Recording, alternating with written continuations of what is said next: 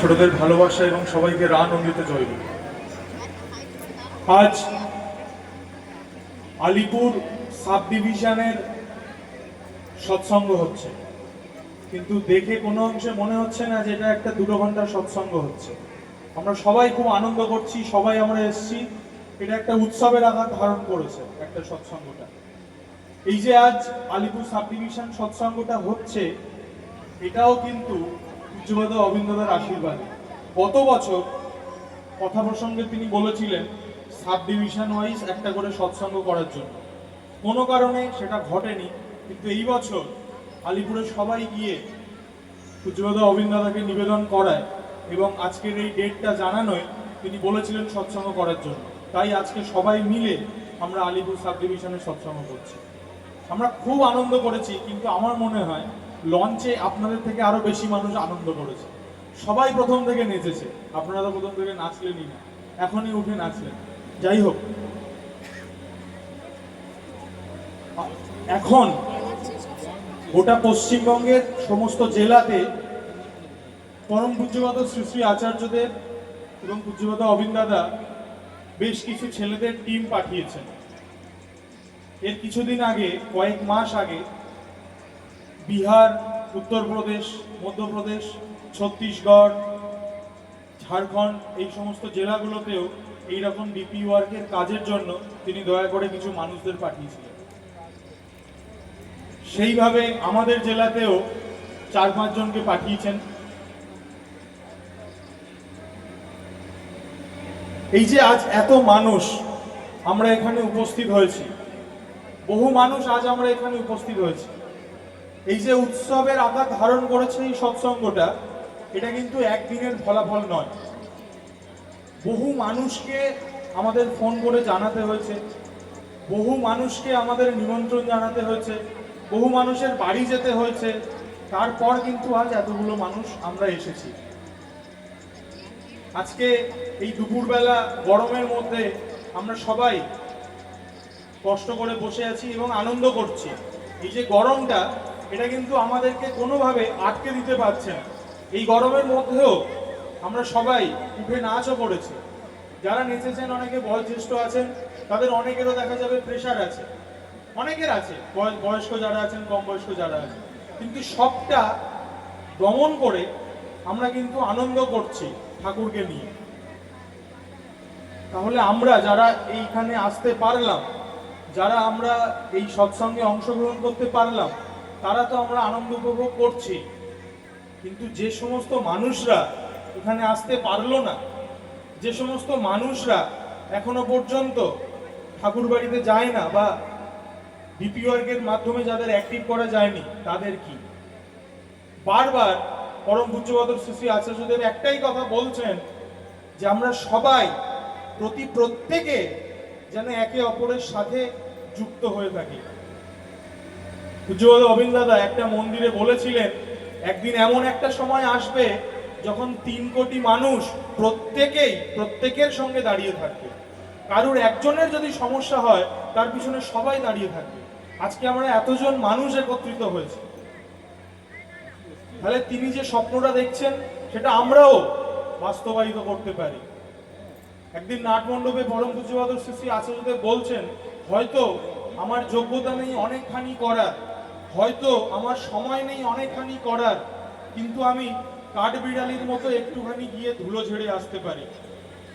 এটা পরম পূজ্যপাদ শ্রী শ্রী আচার্যদেব বলছেন এবং চাইছেন। আমরা ওইটুকু করার চেষ্টা করি। এখানে আপনারা যারা যারা আছি, যতজন মানুষ আমরা এখানে আছি, প্রত্যেকে যদি আমরা একটা জিনিস এখান থেকে প্রতিজ্ঞা করে যাই, আজ প্রায় 3 বছর হলো দীক্ষাপত্রের কাজটা শুরু হয়েছে। ডিপি ওয়ার্কস বলে একটা লোগো দেখা যাচ্ছিল, তাহলে কি এই ডিপি ওয়ার্কসটা এখন শুরু হয়েছে, এটা কি খুব নতুন একটা জিনিস? তা তো নয়, এটা বহু পুরনো জিনিস। যাজন আমরা প্রথম থেকেই করি, মানুষের বাড়িতে আমরা প্রথম থেকেই যাই। তখন দীক্ষার জন্য যাজন করতাম, এখন আচার্যদেব দাদা বলছেন মানুষের বাড়িতে বাড়িতে যেতে। আপনারা অনেক গল্প শুনেছেন দীক্ষাপত্রের কাজে বেরিয়ে মানুষের সাথে যাওয়ার পরে, মানুষের অনেক গল্প আপনারা শুনেছেন। আমি 2-1টা ছোট ছোট গল্প বলেই শেষ করব। বেশি সময় নেব না। আমাদের সাথে আমাদের 5 জনকে আচার্যদেব দাদা এবং অবিন দাদা পাঠিয়েছেন। তার মধ্যে একজন আসামের দাদা আছে, একজন যে প্রথম প্রার্থনা করলো, গান করলো, প্রজ্ঞান ভাই, ও উড়িষ্যা থেকে এসছে। এবার যেখানে আমাদের এখানে যেমন দীক্ষাপত্রের কাজ হয়, আসামেও হচ্ছে, উড়িষ্যাতেও হচ্ছে। তো আসামের একটা জায়গায়, কনকদা বলে যে দাদাটা এসছে আসামে, তাদের একটা জায়গায় এরকম দীক্ষাপত্রের কাজ করতে গিয়ে একটা মানুষের বাড়িতে যাওয়া হয়, একটা মেয়ের বাড়িতে যাওয়া হয়। মেয়ে বলা ভালো, কারণ সেই মেয়েটির বয়স 25 থেকে 26 বছর। সেই মেয়েটির বাবা মা কেউ ছিলেন না এবং তার আর্থিক অবস্থাও তেমনভাবে ভালো নয়। তো আমরা প্রত্যেকেই জানি, একটা 25-26 বছরের মেয়ে সমাজে যদি একলা থাকে, যার কোনো গার্ডিয়ান নেই এবং যার আর্থিক অবস্থা ভালো নয়, তাকে সমাজ কি চোখে দেখবে। তো সেই রকমভাবে কুরুচিপূর্ণ প্রস্তাব তার কাছে আসতে থাকে। তো এই সমস্ত জিনিস নিয়ে সেই মেয়েটি বা সেই মাটি অতিষ্ঠ হয়ে পড়েন এবং মনে মনে ঠিক করেন যে তিনি সুইসাইড করবেন। তিনি আর বেঁচে থাকতে চাইছেন না বা বেঁচে থাকতে পারছেন না বলা ভালো। এই মতো অবস্থায় এই যে আচার্যদেব বলেছেন যে প্রত্যেকের বাড়িতে যাওয়ার জন্য সেই নামের লিস্ট আমরা অনেকেই পেয়েছি এখানে, কার বাড়িতে যেতে লাগবে, কে দীক্ষিত মানুষ আছেন তার বাড়িতে আমাদের যেতে হবে, এইরকম লিস্ট দেখে সেই মানুষের বাড়িতে যাওয়া হয়। সেই মেয়েটির বাড়িতে যায়, বাড়িতে গিয়ে দরজায় টোকা দিচ্ছে। টোকা দেওয়ার পরে সেই মেয়েটি অপর দিক থেকে জিজ্ঞেস করছে কে। তখন যারা গেছিলেন তারা বলছেন আমাদেরকে দেওঘর থেকে পরম পূজ্যপাদ শ্রী শ্রী আচার্যদেব দাদা পাঠিয়েছেন। যেই মেয়েটি শুনেছে দেওঘর থেকে আচার্যদেব দাদা পাঠিয়েছেন, সঙ্গে সঙ্গে দরজা খুলে বাইরে এসে মেয়েটি প্রথম জিজ্ঞাসা করছেন, আপনারা কি আমাকে বাঁচাতে এসেছেন? যে দাদারা গেছিলেন তারা অবাক, তারা কিছু বুঝতে পারেন যে হঠাৎ এমন প্রশ্ন কেন করছে। সেই মেয়েটি সবাইকে ঘরের মধ্যে নিয়ে আসেন এবং বলেন যে এই ব্যাপার, আজকে আমি সুইসাইড করব বলে ঠিক করি, এই যে আমি দড়ি রেডি করে রেখেছিলাম, আপনারা যদি না আসতেন তাহলে আজকে হয়তো আমি মারা যেতাম। তাহলে দেখুন, ওই দাদারাও কিন্তু জানে না সেই মাটির অবস্থা, তারা এমনি গেছেন।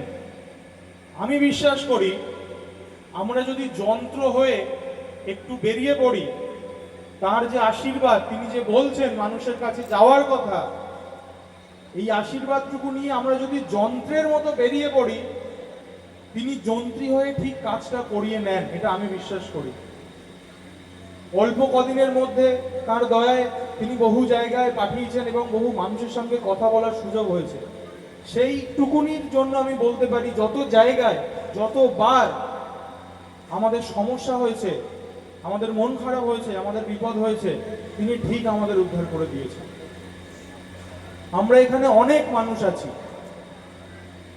অনেক মানুষ আমরা এখানে আছি, প্রত্যেকে যদি আমরা এই প্রতিজ্ঞাটুকু করি যে আমরা প্রতিদিন একটা বাড়ি হলেও যাব, একটা মানুষের কাছে হলেও যাব, তাহলেই দেখবেন আমাদের জেলায় ঠাকুরের দয়ায় অনেক কাজ হয়ে যাবে। এটা কি করা যায়? অনেকে আছেন, প্রতিদিন একটা মানুষের বাড়ি কি যাওয়া যায়? অবশ্যই যাওয়া যায়। আমরা অনেক গল্প শুনেছি, দীক্ষাপত্রের কাজের অনেক গল্প শুনেছি। আচার্যদেবের কাছে গেলে তিনি অনেক কথা বলেন, আমরা যদি সেটা না করি তাহলে সেই পাওয়াটাও আমাদের হয় না। যখন আমরা বিহারে যাচ্ছিলাম, সবাই মিলে পরম পূজ্যপাদ শ্রী শ্রী আচার্যদেবের কাছে আশীর্বাদ দিতে যান, যাকে আমরা আগামীকাল রওনা হব। তো উনি একটা কথা বলেছিলেন যে আমরা মানুষরা, আমাদের প্রথম যেটা প্রয়োজন সেটা হচ্ছে খাবার। আমরা যে যাই করি, যে কাজই করি, বেসিক আমাদের দরকার খাদ্যটা, খাবারটা আমাদের প্রথম জরুরি। খাবার পরে আমাদের পড়ার চিন্তা ভাবনাটা আসে। আর যেটা আমরা খাচ্ছি সেটা সকালে পায়খানার মাধ্যমে বেরিয়ে যাচ্ছে। তো আচার্যদেব বলছেন আমাদের জীবনটা এই খাওয়ার হাগার মধ্যেই সীমিত থাকবে। আমরা প্রত্যেকে যাই করি বেসিক এই জন্যই করি। তিনি বলছেন এই যে প্রতিদিন আমি করছি, রোজ সকালে উঠে যে আমি ইষ্টভৃতি দিচ্ছি, রোজ সকালে উঠে যে আমি ইষ্টভৃতি করছি, এই প্রতিদিন নিত্য নৈমিত্তিক করার মধ্যে দিয়েই আমাদের ভালোবাসাটা তৈরি হয়, আমাদের করাটা তৈরি হয়। আজকে এত মানুষ আমরা এখানে আছি, আমি এখানে দেখছি বহু মানুষ আছেন। আমরা এই জেলায় আসার কয়েকদিন আগে আরেকটা ঠাকুরের দয়ার কথা বলি। ক্যানিং ক্যানিং জায়গাটার নাম আপনারা অনেকেই শুনেছেন। তো ক্যানিংয়ে যে দাদাটি কাজ করেন অভিজ্ঞতা বলে, যিনি ডিপি ওয়ার্কের সব কাজকর্মগুলো করেন, আমাদের থেকে একটু বড় একটা ছোট বাচ্চা আছে। তো আমরা যেদিন এখানে আসি তার ঠিক একদিন আগে কি দুদিন আগে সেই দাদার হঠাৎ স্ট্রোক হয়। সেই দাদাটি দিব্যি হেঁটে চলে বেড়াচ্ছিলেন, সুস্থ শরীর, হঠাৎ স্ট্রোক হয়।